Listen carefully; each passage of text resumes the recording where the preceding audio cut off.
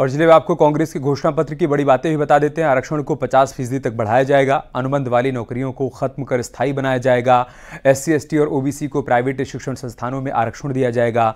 उत्पीड़न से बचाने के लिए रोहित वेमुला अधिनियम भी लाया जाएगा। वृद्धों, दिव्यांगों को राहत दी जाएगी। इस बात का जिक्र भी इसमें किया गया है। आगे बढ़ते हैं।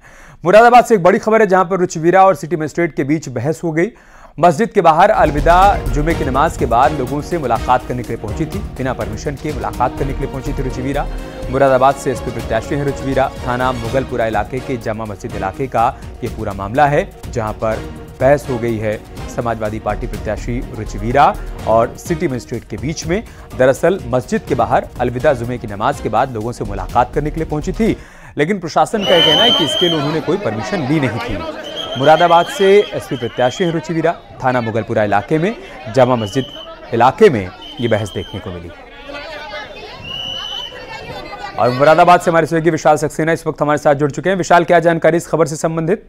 देखिए, बिल्कुल आपको बता दूं, रुचिवीरा मुरादाबाद से समाजवादी पार्टी गठबंधन की प्रत्याशी हैं और आज अलविदा की जुमे की नमाज थी। नमाज को लेकर के मुगलपुरा थाना क्षेत्र में जामा मस्जिद है, जामा मस्जिद में लोग नमाज पढ़ने के लिए गए थे, लेकिन जब नमाज पढ़ के बाहर निकल रहे थे तो रुचिवीरा जो सपा प्रत्याशी वहां खड़ी होकर के लोगों से मुलाकात कर रही थी और उनका वहीं हाथ हिला करके उनसे अभिवादन भी कर रही थी, जिसको लेकर के जो वहां की सिटी मजिस्ट्रेट जो जिला प्रशासन मौजूद था, उन्होंने इसको आचार संहिता का उल्लंघन माना, क्योंकि एक धार्मिक स्थान पर इस तरह का प्रत्याशी का इस समय चुनाव का समय चल रहा है और क्या कहते हैं, उन्होंने हाथ हिलाकर अभिवादन किया, लोगों से मिलने पहुंची थी, तो उसको आचार संहिता का उल्लंघन माना। इसी को लेकर के रुचिवीरा और जो सपा प्रत्याशी है और उनके समर्थक जो है, उनके भी उन लोगों से और सिटी मजिस्ट्रेट से जो है बहस हो गई थी।